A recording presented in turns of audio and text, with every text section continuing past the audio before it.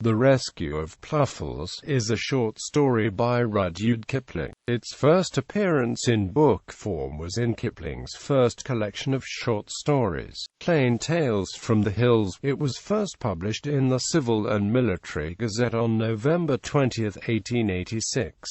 It centers on Mrs Hauksbee, and begins, Mrs Hauksbee was sometimes nice to her own sex.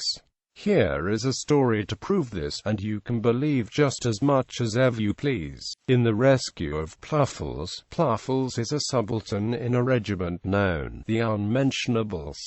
He is callow, and trusts his own judgment, and at 24, becomes bound hand and foot to Mrs. Reever's rickshaw wheels. That is a hyperbolic way of saying that she dominates him so that he is at her whim. Mrs Hauksbee and Mrs.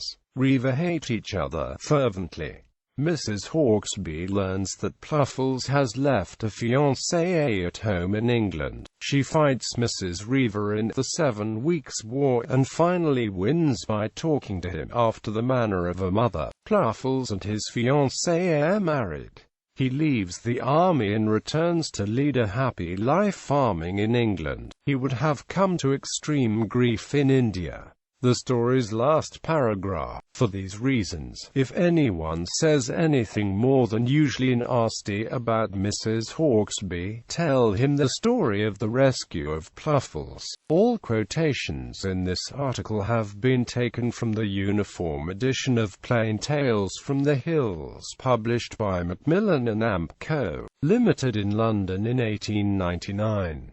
The text is that of the 3rd edition, and the author of the article has used his own copy of the 1923 reprint. Further comment, including page-by-page notes, can be found on the Kipling Society's website at